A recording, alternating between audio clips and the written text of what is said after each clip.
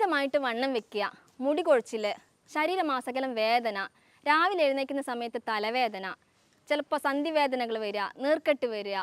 അപ്പോൾ എല്ലാവരും തൈറോയ്ഡ് എന്നുള്ള ടെസ്റ്റ് ചെയ്ത് നോക്കും. പക്ഷേ തൈറോയ്ഡിനുള്ള ഈ ടെസ്റ്റ് ചെയ്തിട്ടും തൈറോയ്ഡ് ഫങ്ഷൻസ് ഒക്കെ നോർമലായി കാണിക്കും നമുക്ക് റിപ്പോർട്ടിൽ. അപ്പോൾ നമ്മൾ ചോദിക്കും, എന്താ ഡോക്ടറെ തൈറോയ്ഡിനുള്ള ഈ ടെസ്റ്റൊക്കെ ചെയ്തിട്ടും ടെസ്റ്റൊക്കെ നോർമലാണല്ലോ, പക്ഷേ എനിക്ക് തൈറോയ്ഡിൻ്റെ കംപ്ലയിൻ്റ് ഉണ്ടോ എന്ന് ചോദിക്കും. അപ്പോൾ നമുക്ക് ഈ വീഡിയോയിലൂടെ തൈറോയ്ഡിനെ കുറിച്ച് ചർച്ച ചെയ്യാം. എന്താണ് തൈറോയ്ഡിനെ അഫക്റ്റ് ചെയ്യുന്ന, തൈറോയ്ഡ് ഗ്ലാൻഡിന് വരുന്ന അസുഖങ്ങൾ എന്തൊക്കെയാണ്, പിന്നെ അതിൻ്റെ ലക്ഷണങ്ങൾ, അതിന് ചെയ്തു നോക്കാവുന്ന ടെസ്റ്റുകൾ, അങ്ങനെ നമുക്ക് കുറച്ച് ഡീറ്റെയിൽ ആയിട്ട് തൈറോയ്ഡിനെ കുറിച്ച് ചർച്ച ചെയ്യാം. ഞാൻ doctor Anisha Dharmaraj, Q1B health കെയറിലെ ഹോമിയോപ്പതി കൺസൾട്ടൻ്റ് ആയിട്ട് വർക്ക് ചെയ്യുന്നു.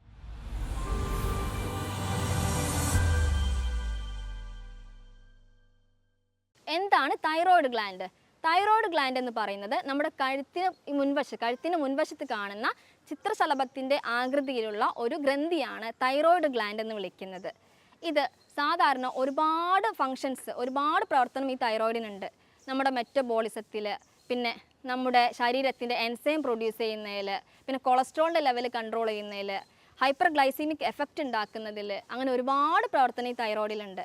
അപ്പോൾ ഈ തൈറോയ്ഡിൻ്റെ പ്രവർത്തനം നിലച്ചു പോയാൽ നമ്മുടെ ബാക്കിയുള്ള ശരീരത്തിൻ്റെ പല അവയവങ്ങളെ വരെ എഫക്റ്റ് ചെയ്യാമത്. അപ്പോൾ തൈറോയ്ഡ് ഗ്രന്ഥിക്ക് വരുന്ന അസുഖങ്ങൾ എന്തൊക്കെയാണെന്ന് വെച്ച് കഴിഞ്ഞാൽ, അതായത് ഹൈപ്പോ തൈറോയിഡിസം വരാം, ഹൈപ്പർ തൈറോയിഡിസം വരാം. എന്താണ് ഹൈപ്പോ തൈറോയിഡിസം എന്ന് പറയുന്നത്? അതായത് ഈ തൈറോയ്ഡ് ഗ്രന്ഥി സെക്രീറ്റ് ചെയ്യുന്ന T3, T4 എന്നുള്ള എൻസൈമിൻ്റെ അളവ് കുറയും. അപ്പോൾ നമ്മുടെ ബ്രെയിനിലേക്ക്, തലച്ചോറിലേക്ക് ഒരു മെസ്സേജ് പോകും. അതായത് നമ്മുടെ രക്തത്തിൽ T3, T4 കുറഞ്ഞിട്ടുണ്ട്, TSH കൂടുതലായിട്ട് ഇങ്ങനെ സെക്രീറ്റ് ചെയ്യണമെന്ന്. അപ്പോൾ TSHൻ്റെ അളവ് ഇങ്ങനെ കൂടി നിൽക്കും, T3, T4 കുറഞ്ഞു നിൽക്കും. ഇതാണ് ഹൈപ്പോ തൈറോയിഡിസം എന്ന് പറയുന്നത്. ഇത്തരത്തിലുള്ള രോഗികളിൽ കാണുന്നതാണ് അമിതമായിട്ട് വണ്ണം, മുടി കൊഴിച്ചിൽ, ഹാർട്ട് റേറ്റ് കൂടുക, തണുപ്പ് സഹിക്കാൻ പറ്റാത്ത അവസ്ഥ വരിക. ഇങ്ങനെ ഉള്ള കണ്ടീഷൻസൊക്കെ ഹൈപ്പോ തൈറോയിഡിസത്തിൽ വരും. എന്നാൽ ഹൈപ്പർ തൈറോയിഡിസം എന്ന് പറഞ്ഞു കഴിഞ്ഞാൽ ഈ ഹൈപ്പോ തൈറോയിഡിസിൻ്റെ നേരെ റിവേഴ്സ് ആയിട്ട് വരുന്ന കണ്ടീഷനാണ്. അതായത് T3, T4 എന്ന് പറയുന്നതിൻ്റെ സെക്രീഷൻ കൂടി നിൽക്കുക. അപ്പോൾ തലച്ചോറിലേക്ക് പോകുന്ന മെസ്സേജ് എന്തായിരിക്കും? TSH കുറച്ച് മതി അല്ലേ? അപ്പോൾ TSH കുറച്ച് മതിയാകുമ്പോൾ T3, T4 ഇങ്ങനെ കൂടി നിൽക്കും. ഇതാണ് ഹൈപ്പർ തൈറോയിഡിസം എന്ന് വിളിക്കുന്നത്. എന്താണ് ഈ തൈറോയിഡിന് ഹൈപ്പോ തൈറോയിഡിസം അല്ലെങ്കിൽ ഹൈപ്പർ തൈറോയിഡിസം അല്ലെങ്കിൽ തൈറോയിഡൈറ്റിസ് വരാം? അപ്പോൾ എന്താണ് ഇതിന് കാരണങ്ങൾ? അതായത് നമ്മൾ കഴിക്കുന്ന ഈവൻ ഭക്ഷണത്തിലൂടെ ആയിരിക്കാം ചിലപ്പോൾ നമ്മുടെ ഹെറിഡിറ്ററി ആയിട്ടുള്ള, അതായത് ഒന്നും കൂടി പറയണത്,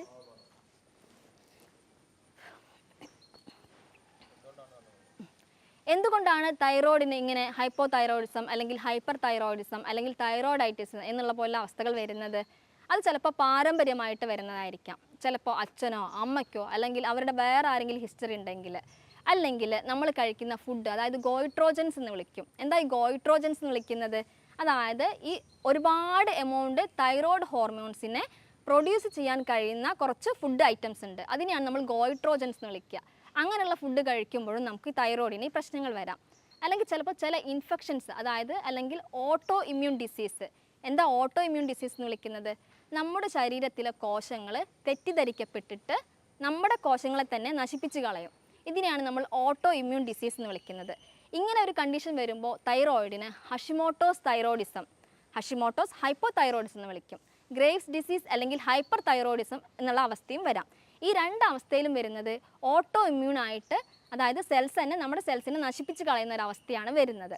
ഈ രണ്ട് കണ്ടീഷനും ഹൈപ്പോ തൈറോയിഡിസത്തിലും ഹൈപ്പർ തൈറോയിഡിസം എന്നുള്ള കണ്ടീഷനിലും വരാം. ഈ ഹഷിമോട്ടോസ് തൈറോയിഡൈറ്റിസ് അല്ലെങ്കിൽ ഹൈപ്പോ തൈറോയിഡിസം എന്തുകൊണ്ടാണ് ഉണ്ടാവുന്നത്?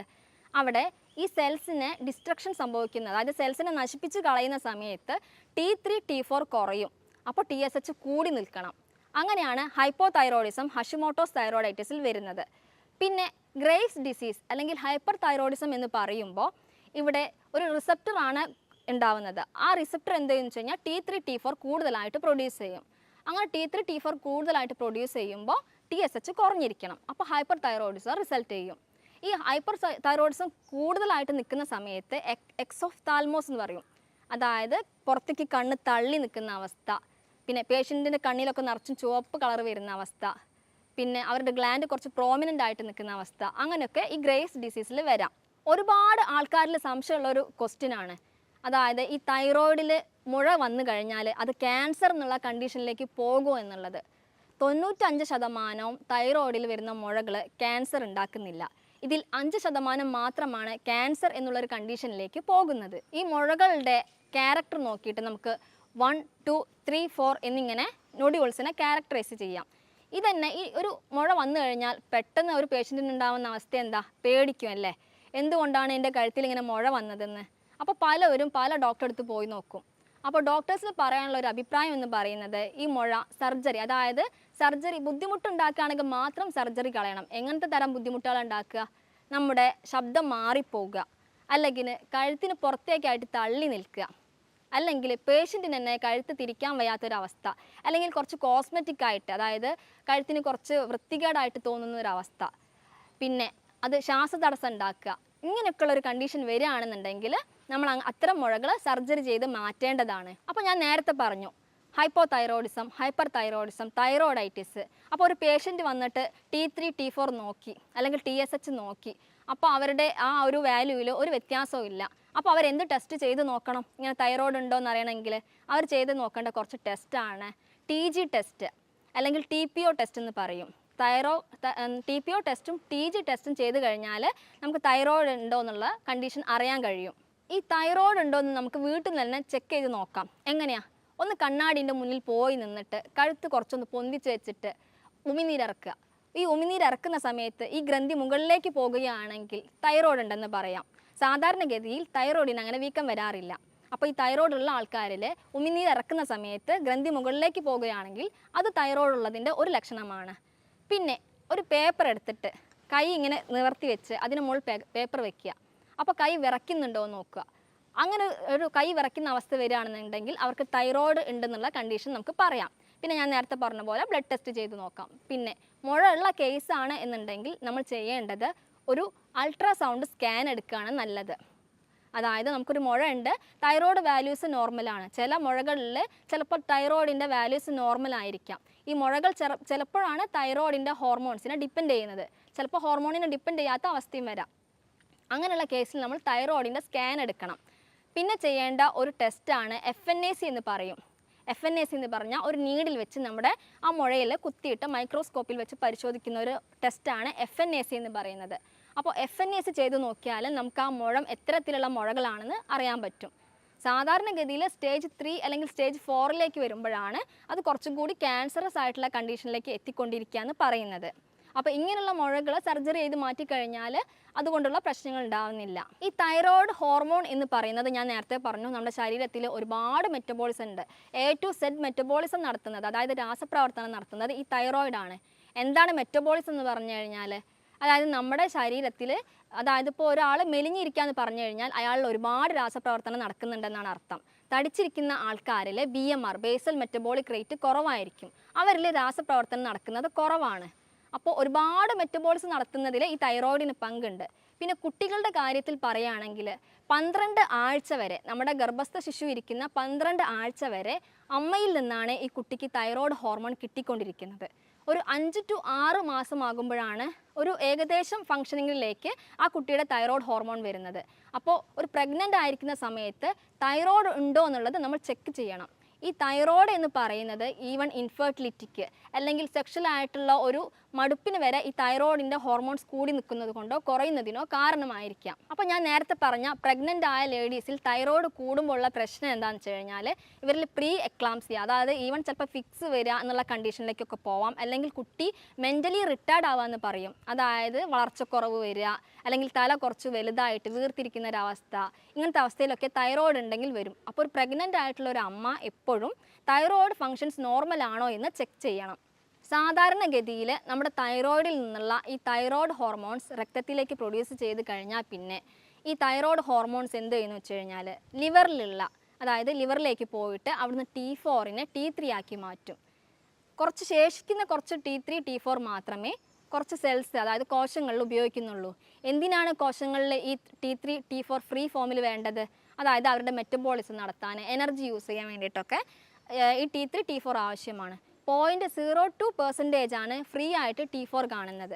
0.5% T3 ഫ്രീ ആയിട്ട് കാണുന്നുണ്ട്, ഫ്രീ ഫോമിൽ കാണുന്നുണ്ട്. ബാക്കിയുള്ള ഈ T3, T4 എന്ന് പറയുന്നത് ലിവറിലെ കുറച്ച് പ്രോട്ടീൻസുമായിട്ട് ബൈൻഡ് ചെയ്ത് നിൽക്കുക ചെയ്യുന്നത്. ഇതുകൊണ്ടാണ് നമ്മൾ പറയുന്നത് നമ്മുടെ തൈറോയിഡും ലിവറും ഇൻറ്റസ്റ്റൈനും ഒക്കെ ബന്ധമുണ്ടെന്നുള്ള കാര്യം. അതായത് തൈറോയിഡിൽ നിന്ന് പ്രൊഡ്യൂസ് ചെയ്യുന്ന ഈ T3 T4 എന്ന് പറയുന്നത് അതിന് മാറ്റം സംഭവിക്കുന്നത് ലിവറിൽ പോയിട്ട് ഇൻറ്റസ്റ്റൈനിൽ പോയിട്ട് കിഡ്നിയിൽ പോയിട്ടൊക്കെയാണ്. അപ്പോൾ അതുകൊണ്ടാണ് തൈറോയിഡുള്ള ആൾക്കാരിൽ ഈ ഇൻറ്റസ്റ്റൈനിൽ അസുഖം വരിക അല്ലെങ്കിൽ നമ്മുടെ ലിവറിന് അസുഖം വരികയാണെങ്കിൽ തൈറോയിഡിനെ ബാധിക്കുമെന്ന് പറയുന്നത്. അപ്പോൾ ചില ആൾക്കാർ പറയാറുണ്ട് T3 T4 മരുന്ന് കഴിക്കുന്നുണ്ട് അല്ലെങ്കിൽ തൈറോയിഡിന് മരുന്ന് കഴിക്കുന്നുണ്ട്, പക്ഷെ വാല്യൂലൊന്നും മാറ്റം കാണുന്നില്ല, എന്തുകൊണ്ടാണെന്ന്. അപ്പോൾ ചിലപ്പോൾ ഈ ഒരു കണ്ടീഷൻ കൊണ്ടായിരിക്കാം. അതായത് നമ്മുടെ ഇൻറ്റസ്റ്റൈൻ ആദ്യം ക്ലിയർ ചെയ്യണം. അതായത് ഇൻറ്റസ്റ്റൈനിൽ പ്രോപ്പറായിട്ടുള്ള ഡൈജഷൻ അല്ല നടക്കുന്നതെന്നുണ്ടെങ്കിൽ നമ്മുടെ തൈറോയിഡിൻ്റെ മെറ്റബോളിസം എഫക്റ്റ് ചെയ്യും. അതായത് ലാക്ടോസ് ഇൻടോളറൻസ് അല്ലെങ്കിൽ ഗ്ലൂട്ടൻ റെസിസ്റ്റൻസ് നടക്കുകയാണെങ്കിൽ, അതായത് ചിലപ്പോൾ ചപ്പാത്തി കഴിക്കുന്ന ആൾക്കാരിൽ ഈ ചപ്പാത്തി എന്ന് പറയുന്ന ഗ്ലൂട്ടൻ ചിലപ്പോൾ എന്തുണ്ടാക്കാം, ഒരു ഇൻഫ്ലമേഷൻ ഉണ്ടാക്കാം നമ്മുടെ ഗട്ടിൽ. അല്ലെങ്കിൽ ലാക്ടോസ് പാല് പറ്റാത്ത ആൾക്കാരിൽ ചിലപ്പോൾ അതിൻ്റെ കുറച്ച് ഇൻഫ്ലമേഷൻ അല്ലെങ്കിൽ അലർജി കണ്ടീഷൻ ഉണ്ടാക്കാം. ഇതുകൊണ്ടായിരിക്കാം ചിലപ്പോൾ ഈ തൈറോയ്ഡ് ഹോർമോൺസ് നോർമൽ ലെവലിലേക്ക് വരാത്തത്. ഈ ഫ്രീ T3 അല്ലെങ്കിൽ ഫ്രീ T4ൻ്റെ അളവ് കൂട്ടാൻ വേണ്ടി നമുക്ക് കഴിക്കാൻ പറ്റുന്ന ഒരു ബെസ്റ്റ് ഫുഡാണ് omega-3 ഫാറ്റി ആസിഡ് എന്ന് പറയുന്നത്. omega-3 ഫാറ്റി ആസിഡ് ഉള്ള ഭക്ഷണങ്ങൾ നമ്മൾ കൂടുതലായിട്ട് കഴിക്കുമ്പോൾ നമുക്ക് ഈ ഫ്രീ T3ൻ്റെയും ഫ്രീ T4ൻ്റെയും ഒരു കൗണ്ട് കൂട്ടാൻ കഴിയും. അങ്ങനത്തെ ഭക്ഷണങ്ങൾ എന്തൊക്കെയാണെന്ന് ചോദിക്കുമ്പോൾ മത്തി നല്ല ഭക്ഷണമാണ്. പിന്നെ പറയുന്നത് ചൂരമീൻ, ഇതിലൊക്കെ നന്നായിട്ട് omega-3 ഉണ്ട്. ഈ തൈറോയ്ഡുള്ള ആൾക്കാർ ഒഴിവാക്കേണ്ട കുറച്ച് ഭക്ഷണങ്ങളുണ്ട്. എന്തൊക്കെയാ? കാബേജ്, കോളിഫ്ലവർ, പിന്നെ സോയാബീൻസ് അടങ്ങിയ സോയാബീൻ്റെ ചങ്ക്സ് അല്ല, സോയാബീൻസ് കഴിക്കാൻ പാടില്ല. പിന്നെ അവർ സാൾട്ട് ഇൻടേക്ക് എന്ന് പറയുമ്പോൾ അയോഡിനൈസ്ഡ് ആയിട്ടുള്ള സാൾട്ട് എടുക്കുക. ഇപ്പോഴത്തെ നമ്മുടെ ഗവൺമെൻറ് ഇറക്കുന്ന സാൾട്ട് എന്ന് പറയുന്നത് അയോഡൈസ്ഡ് ആയിട്ടുള്ള സാൾട്ടാണ്. അപ്പോൾ ഭൂരിഭാഗം പേരിലും അങ്ങനത്തെ ഒരു പ്രശ്നം വരാറില്ല. അപ്പോൾ ഞാൻ ഈ പറഞ്ഞ ഭക്ഷണങ്ങളൊക്കെ ഒഴിവാക്കുക. കാബേജ്, കോളിഫ്ലവർ, സോയാബീൻ പോലുള്ള ഭക്ഷണങ്ങൾ ഒഴിവാക്കുക. പിന്നെ അയോഡൈസ്ഡ് ആയിട്ടുള്ള സാൾട്ട് ഉപയോഗിക്കുക. പിന്നെ കാൽഷ്യം കൂടുതലായിട്ടുള്ള ഭക്ഷണങ്ങൾ കഴിയുന്നതും ഒഴിവാക്കുക. കാൽഷ്യം ഒരു തരത്തിൽ ഗോയിട്രോജൻ ഉണ്ടാക്കുമെന്നാണ് പറയുന്നത്. അപ്പോൾ ഈ പറഞ്ഞ ലക്ഷണങ്ങളൊക്കെ കാണുകയാണെന്നുണ്ടെങ്കിൽ നമ്മൾ തൈറോയിഡിൻ്റെ ഫങ്ഷൻസ് ടെസ്റ്റുകളൊക്കെ ചെയ്ത് നോക്കുക. T3 T4 TSH മാത്രമല്ല തൈറോയിഡിൻ്റെ ഫങ്ഷൻ ടെസ്റ്റുകൾ, പകരം TG TPO free T3 free T4 എന്നീ ടെസ്റ്റുകളും കൂടി നമ്മൾ ചെയ്ത് നോക്കുക. മുഴകളുള്ള കേസാണെന്നുണ്ടെങ്കിൽ നമ്മളതിനെ അൾട്രാസൗണ്ട് സ്കാനിങ് അല്ലെങ്കിൽ ഒരു FNAS എടുക്കുന്നതായിരിക്കും നല്ലത്. ഈ പറഞ്ഞ കാര്യങ്ങളിലൊക്കെ എന്തെങ്കിലും ഡൗട്ട് ഉണ്ടെന്നുണ്ടെങ്കിൽ താഴെയുള്ള നമ്പറിൽ കോൺടാക്റ്റ് ചെയ്യാം. മറ്റൊരു ഹെൽത്ത് ടോപ്പിക്കുമായി അടുത്ത വീഡിയോയിൽ കാണാം. താങ്ക്